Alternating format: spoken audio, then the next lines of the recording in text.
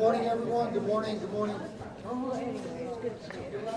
Relax. I've just got some housekeeping notes that I want to pass out to everyone. So please get to where you can hear me. I will project my voice. Hopefully we will start at 10 or very close to that. However, that's not a promise. My name is Jonathan Lamb. I'm the PIO for the City of Kerrville. A few things I would like you all to be aware of. One, a very important note. The temporary flight restriction is still in effect. Flying drones will and have been interfering with our response and recovery. We're asking everyone to adhere to this directive. You are not allowed to fly drones anywhere over the river court, anywhere in Kerr County, because they are interfering with rescue operations. Next, media hour. It's our intent to set aside an hour each day to make some of our leadership available for one-on-one interviews with y'all. This is above and beyond these daily press conferences that we're doing here. These interviews will be 3 to 5 minutes in length, and we're going to hold those between 1 and 2 p.m. Obviously, we won't be able to accommodate every outlet. If you're an affiliate, we ask that you coordinate among your colleagues from your network. You can request interviews by emailing our Joint Information Center at JIC at kerrvilletx.gov. That's JIC at kerrvilletx.gov. And I'll repeat that again in just a minute. Our unified PIO team will confirm your interview, your time, and who you're going to be able to interview at least an hour in advance. You're welcome to request specific leadership, such as the sheriff, the city manager. However, due to the fluid nature of response and the quantity of requests that we're likely to get, we cannot commit to honoring 100% your requested interviewees. Footage. Our joint PIO team will be in the field today, and we're going to be collecting images and B-roll of response and recovery efforts. As soon as it can be made available, a link will be emailed from our JIT email address for you to download material for your own use. Contact information. If you signed in yesterday and provided us with your contact information, you should be part of our media list and should have received a confirmation email last night. If you did not get on that list and you want to be part of our media list, please email JIC at kerrvilletx.gov. That is JIC at KERRVILLETX.gov. I'm going to try and find out about when we're expected to start. Hopefully it will be shortly. Thank you all.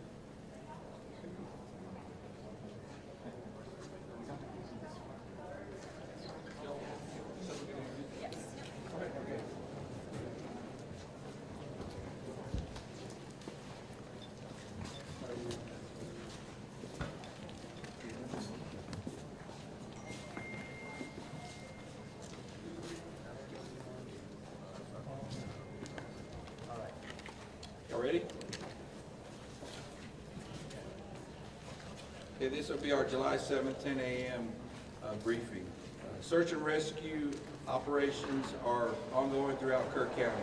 We're using assets from local, state, and national first responders. Hundreds of trained first responders are working every aspect of this emergency. As of 8:30 this morning, we recovered 75 deceased bodies here in Kerr County, including 48 adults and 27 children.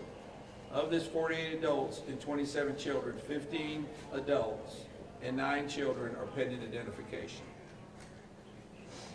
At present, there are 10 campers from Camp Mystic unaccounted for and 1 counselor. We continue to offer our condolences to those affected.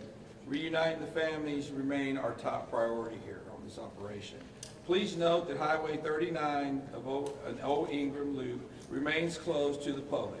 Other than those who live in that area would not be allowed out there. I will now turn it over to City Manager Dalton Rice. Good morning, Dalton Rice, the City Manager for the City of Kerrville. As everybody knows, we are working in conjunction with the city under a unified command response and again, a lot of devastation. Our hearts go out to the families and the victims. We want to continue to work together as a community. We love the media support on this to be able to communicate that message, communicate family, communicate togetherness, and we really appreciate all the support in helping us be able to do that. Search and rescue, as the sheriff said, search and rescue operations will continue today from Hunt in North Kerr County all the way to Canyon Lake in Comal County. Now, we're only focused on the Kerr County side, but we wanted to talk about that because a linear from Hunt all the way to Comal County in a straight line distance is over 100 kilometers. This is a massive field that is happening, and again, this is unprecedented flood events. So we are still currently in the primary search phase, which is the rapid one. They are running it, we have different segments that are gridded out.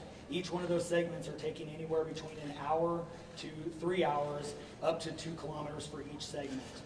So what that means is they're running into a lot of technical challenges with terrain, with water, even potentially, with weather, in the rising fields. We've talked about this before. Volunteers stay out of the way because if we start getting weather reports and all, and all the other complications that are out there, we then have to pull off of those search and rescue missions to be able to communicate to those volunteers to get off, to make sure that they don't become victims themselves. Those operations involve 19 different local and state agencies, in addition to conducting primary and secondary searches. They will be conducting welfare checks on areas in North Kerr County impacted by power outages. And when we say search and rescue operations, that is boat, walking, on the ground, dogs, drones. Again, keep personal drones out of the air, helicopters. We do have other assets that are continuing to search as well. As of present, KPUB, which is the Kerrville Public Utility Board, is reporting continued power outages between Hunt and Ingram along the South Fork of the Guadalupe River in Hunt.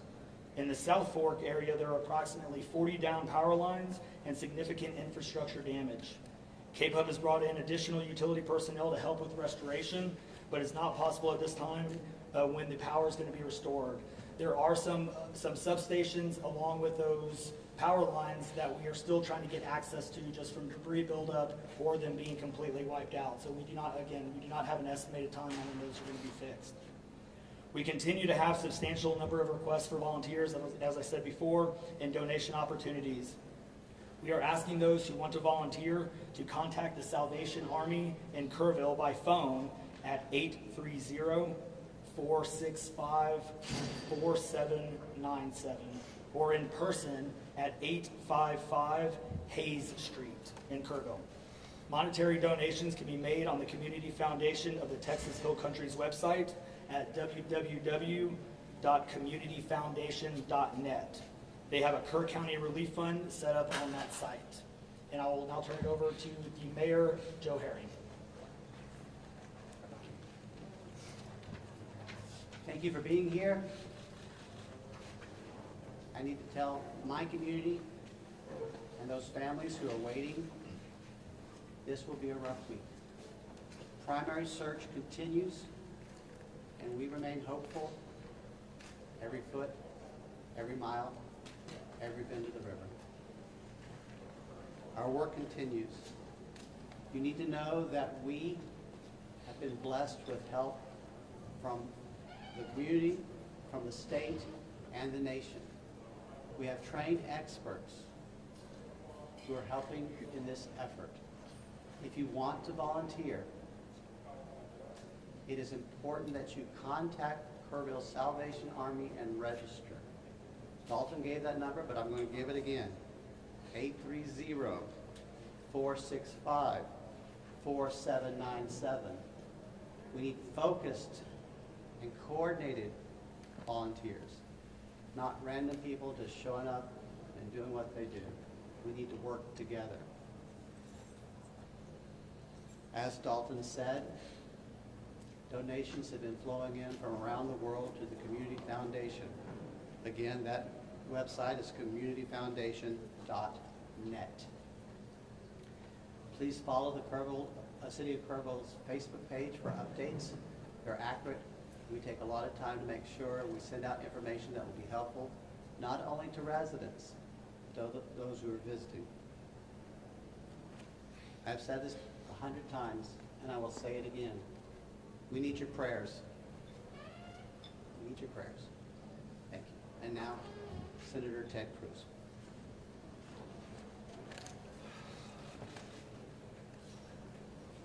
Texas is grieving right now. The pain, the shock of what has transpired these last few days has broken the heart of our state. As of yesterday, the confirmed death toll was 82, and those numbers are continuing to go up. The children, the little girls who were lost at Camp Mystic. It's every parent's nightmare. Every mom and dad. Last week, we were picking up our daughter from camp here in Hunt. Our girls have gone to camp here for a decade. The Hill Country is an incredible part of Texas, part of the country. The natural beauty here is incredible. The camps that have raised generations of little girls and little boys and instilled character and love and faith are extraordinary institutions. And I'll tell you, the pain in our state, and it's every part of the state. You've got Texans from all over the state who were here celebrating the 4th of July. A week ago, this was a time of great celebration. You're dropping your little girl off at camp, your little boy off at camp. You're celebrating Independence Day. You know that your child is going to be swimming, canoes, and horseback riding, and doing archery, and making lifetime friends. And then suddenly it turns to tragedy.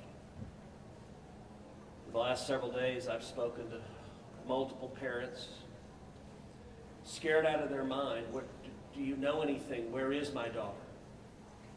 There's still 10 girls and 1 counselor from Camp Mystic that are unaccounted for. And the pain and agony of not knowing your child's whereabouts, it's the worst thing imagined. But I want to say, in the face of all of this, it is simultaneously inspiring. Every time there's a tragedy, every time there's a natural disaster in Texas, Texans come together. Texas is a big state. We got 31 million people, and we have hurricanes, we have tornadoes, we have wildfires.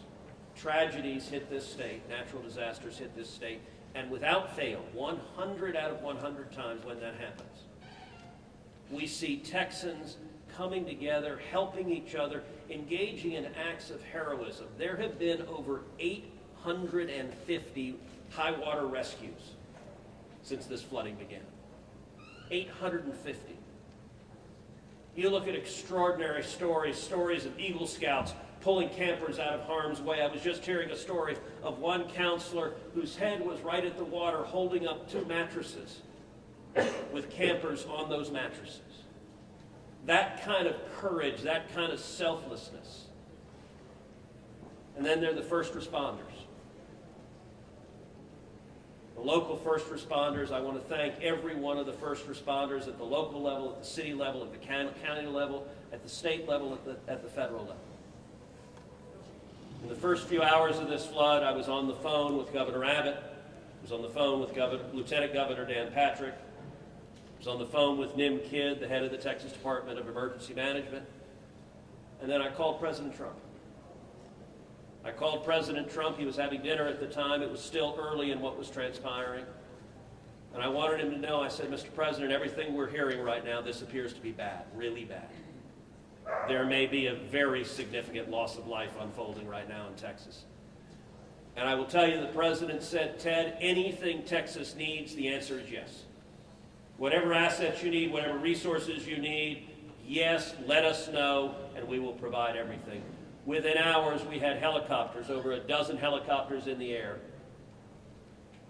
National Guard, DPS, game wardens, Coast Guard, doing search and rescue, reaching down. We've all seen the videos of little girls being pulled up, hoisted out of harm's way. Incredible courage and heroism.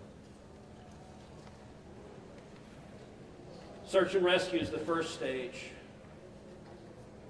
But the process of coming together and rebuilding is going to take longer. And I will say to all the grieving families, to all of those who've gotten the worst news imaginable, that your little girl, she's gone. I will say for many of us, those are friends and neighbors who've lost children. Got multiple kids who go to school with my girls.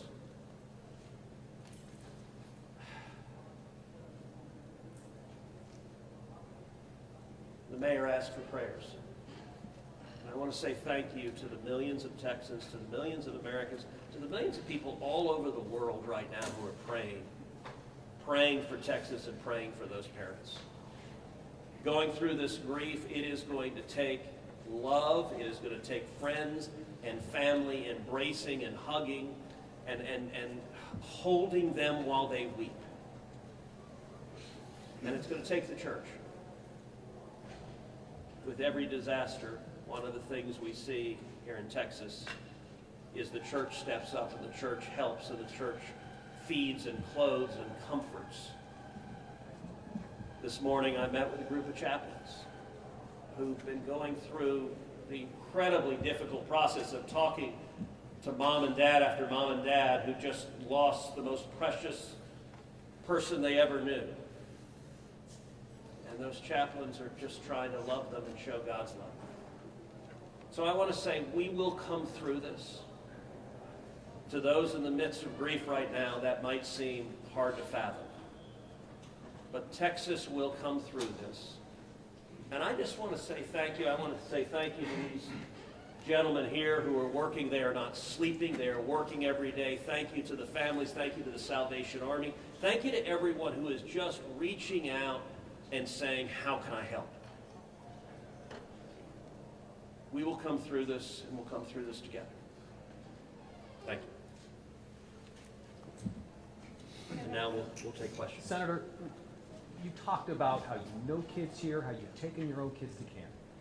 Was it ever communicated to you that there was a need, that it was a priority to have a warning system so people had a chance to escape something like this?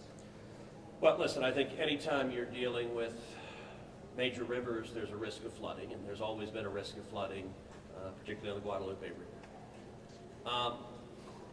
I will say, in the wake of every tragedy, there are things that are predictable. One of the things that's predictable is that you see some people engaging in, I think, partisan games and trying to blame their political opponents for a natural disaster.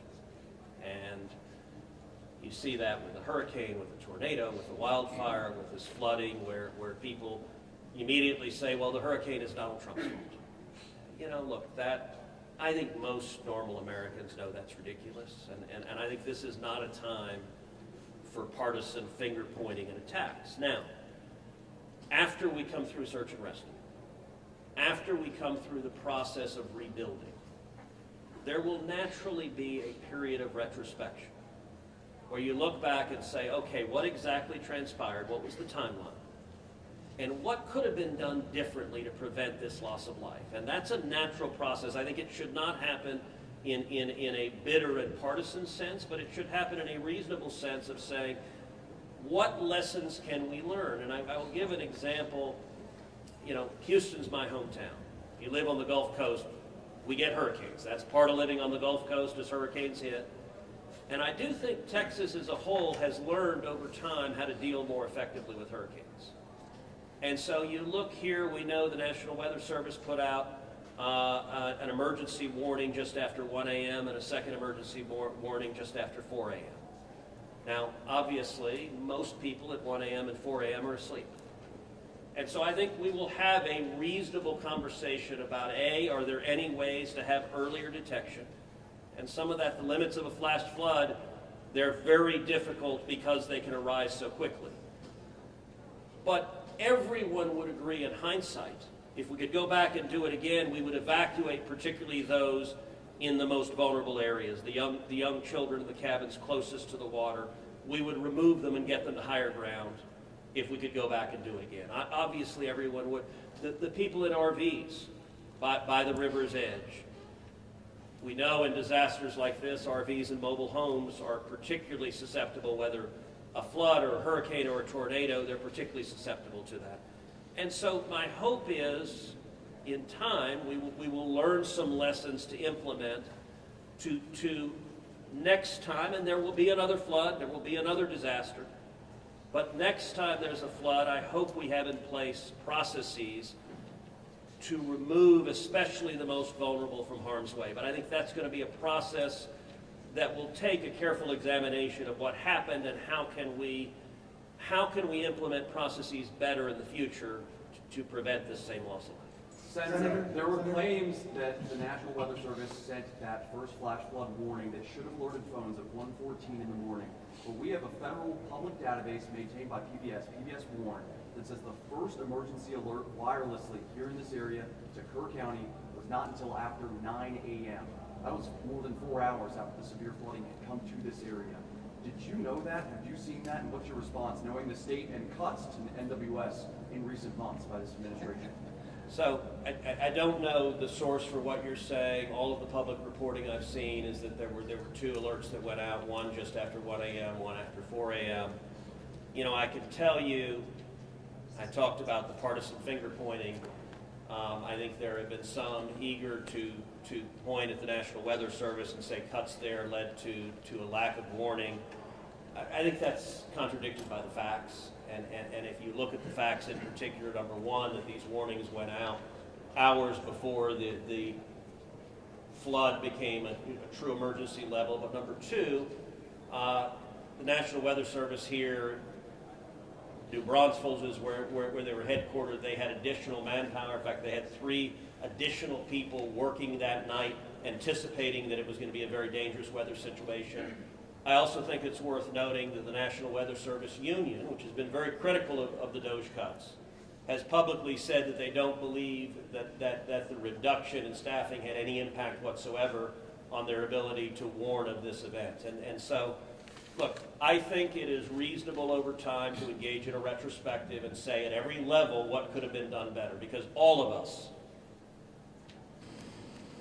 would want to prevent this horrific loss of life. But I think just immediately trying to use it for either side to attack their political opponents, I think that's cynical and not the right approach, particularly at a time when we're dealing with a crisis and we're dealing with grief. But does this make you question whether there should be cuts at the National Weather Service and FEMA? I know you've been supportive of FEMA. Look, I am very supportive of FEMA. I'm very supportive of the National Weather Service. They both perform essential roles, and I think it is critical in every federal agency, particularly when you're dealing with public safety, that we make sure that critical roles are maintained. That's a longer and broader discussion, but as I said, everything from the public evidence indicates that was not a contributing factor to what Is occurred. it possible to get Dalton in just to talk about that and what the National Weather Service alerts? Because there were escalating forecasts throughout the day from the National Weather Service. What did the emergency managers of the county and other local officials do with that information? Starting at 1:15 and onward, where you had the dire river forecast at 6:30, were emergency managers doing anything to put these processes in place to warn people on the river? So overall, we were preparing for the July 4th, weekend. So we had National EMR on site. We were, basically stood up kind of an incident command post, if you will, to prepare for that event. So most everybody was kind of up, looking at weather. We looked at the weather before. When you looked at the National Weather Service, flood map, it spanned all the way from the west side of Texas, with Kerr County kind of being in that upper northeast corner of it. And so everybody, including the National Weather Service, was looking at where's the rain going to hit. We know it's somewhere in here, but with rain, especially when you're dealing with terrain, you got to figure out. Sometimes you don't know until it falls. So once it starts falling, then you got to figure out, okay, how's the watershed going to do this? How's the science going to work? And when you have that north and south fork that we had talked about before, it all converged into one. We do know that a lot of the camps were looking at this just as much as as everybody was. With the rainfall percentages, even the National Weather Service had looked at, and don't quote me on the numbers, but it was anywhere between 1 to 7 inches. We got significantly over that. And again, when it goes into very congregated areas and how that watershed shifts into the rivers, that impacts things. And so the camps, obviously, we've heard stories where campers were getting up. They were up at 3:30 in the morning. They were trying to move to higher ground. That's the head. And the other interesting part of the terrain, when we talked to UGRA folks as well, this is the headwaters of the Guadalupe. This is the beginning. This is where everything forms when it comes into the North and South Fork. And so as those things develop, it develops very rapidly, very quickly, and this rose very quickly in a very short amount of time. And so those campers that were able to do that, it worked. There's been the other question, I'll just give this one out. Evacuation. Well, why don't we evacuate? Well, evacuation is a delicate balance, because if you evacuate too late, you then risk putting buses, or cars or vehicles or campers on roads into low water areas trying to get them out, which then can make it even more challenging, because these flash floods happen very quickly as well. And so we saw that in 1987, but was there any discussion about evacuate earlier when it wasn't too late? Was there any discussion about that among the officials? Sorry, repeat your question. Was there any discussion to evacuate or activate any emergency plans before it was too late, where it would be very dangerous like that? Well, so again, just like disasters in Texas everywhere, it's very tough to make those calls, because what we also don't want to do is cry wolf. We don't want to make sure that we activate it at the right time. It is very difficult, very challenging, especially with this. We're looking at 100 kilometers, right? That's a big straight line distance. That's not even along the river. These areas take a lot of time to get out to. So even when first responders were on the ground at 3:30 in the morning, and we had reports, we had first responders that were getting swept away, actually responding to the first areas of rainfall. That's how quick it happened. First responders who have experience, who are Swiftwater qualified, were driving to as soon as the rain started falling, were driving to these areas, and one of them got swept off the road. So what else had been Was done? there any communication between 1 and 4 a.m. from local law enforcement to the camp saying, I know you can't get buses in an hour, but was there anyone telling the camp between 1 and 4 a.m., you need to get the girls to higher ground, at the very least, even if they have to walk up there in the rain, as many of them actually ended up doing? Was there any communication from local law enforcement to anyone at that camp between 1 and 4 a.m.? That I don't know off the top of my head. What I do know, though, is there's 55,000 people in Kerr County. Kerr County is a massive, massive area. From here to those camps is 45 minutes on a good day. And so, obviously one of the big challenges that we have, even when you have cell service, a lot of those areas don't even have cell service. Radio communications towers, radio towers within the hill country becomes very challenging. So there's a lot of areas, especially when weather comes in, where cellular towers are down or you already have bad service. So there's a lot of factors that play and a lot of variables in there on communication that, again, I think as we work through this process, we know everybody has a lot of questions regarding what are the next steps and what's next. And I think all of these things, these are all great questions. And as we continue search and rescue and as we continue to move to the next step, we definitely want to dive in and look at all of those things, from cell service tower to radio communications, or emergency alerting. Any of those things, I think we all really need to take a look at and review. And we're looking forward to doing that once we can get the search and rescue and stuff. In regards to the total number of, before I say anything else, I just want to say thank you to you, all the first responders, everyone involved. We've been praying. Thank you. We've been praying. The media's been praying. Thank you guys for doing that. I've got two questions. One for you, trying to get an accurate count on number of missing. I know you can't. I know we don't know we don't know what we don't know. Yes. But do we know a rough idea on total estimates that are still missing overall throughout the county? And then one other follow-up, this may be for Senator Cruz. A lot of speculations being made about this being somehow man involved with the weather modification, with some of the rainmaker technology, working with farmland.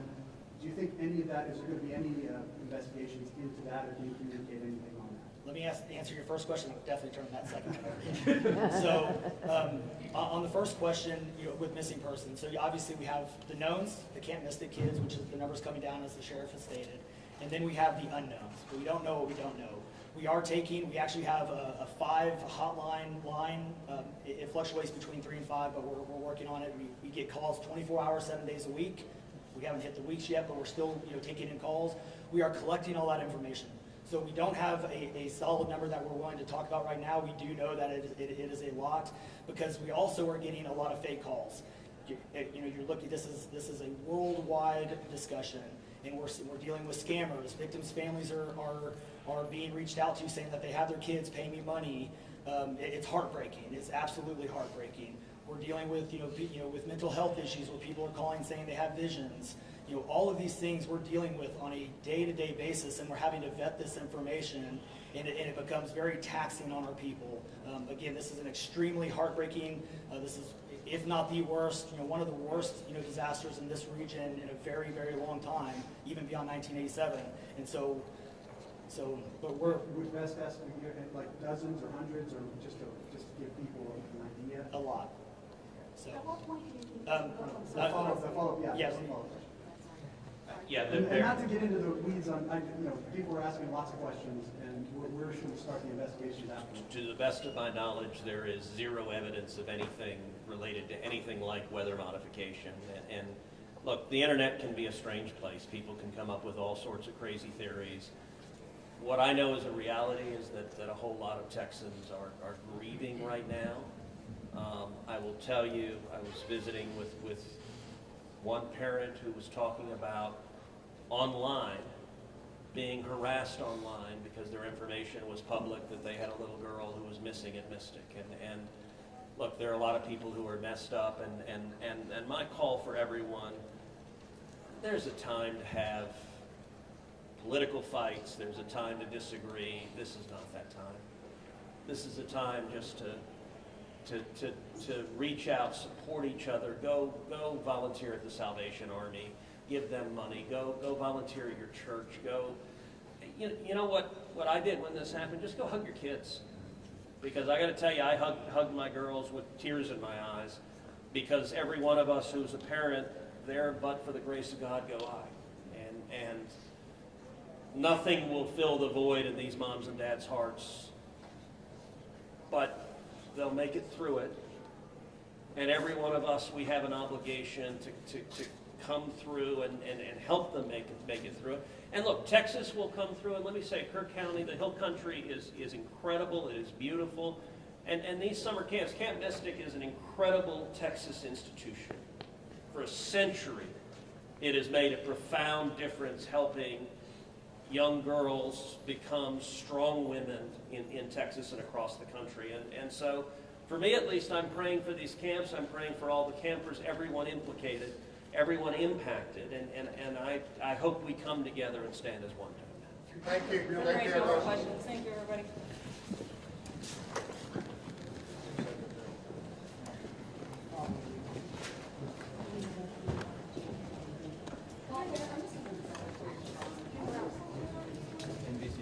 Hey, good morning, folks. If you were not here earlier, I put out some housekeeping notes. I want to repeat that. A couple of important things to note.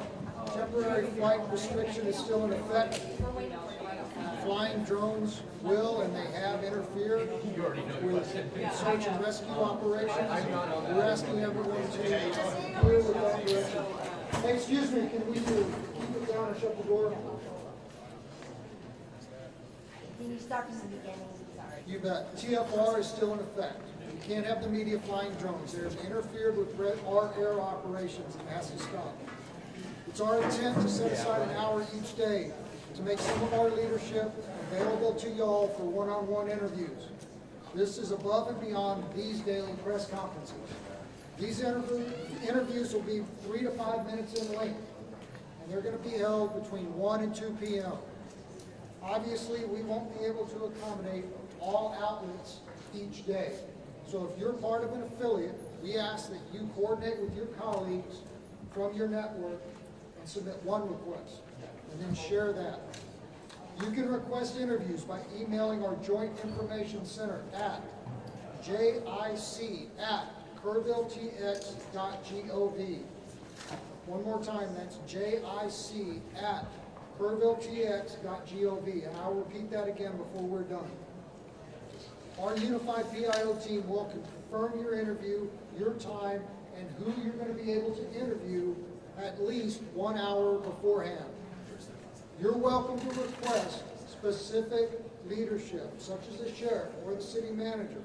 However, given the fluid nature of response and the quantity of requests that we're expecting to get, we cannot 100% guarantee that you're going to be able to speak to the interviewee that you would like to.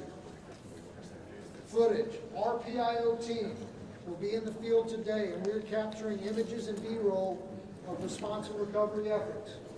As soon as it can be made available, a link will be emailed out from our JIC email address for you to download materials for your own use.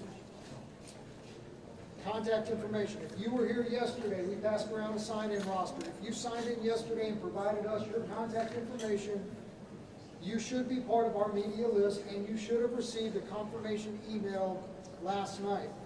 If you did not get that email, or if you were not on that list, you can be part of our media list by emailing us at jic@kerrvilletx.gov. One more time, jic@kerrvilletx.gov. I don't know the time of the next press conference. As soon as we have that information, we will push it out through our social media. Thank you all. Jonathan?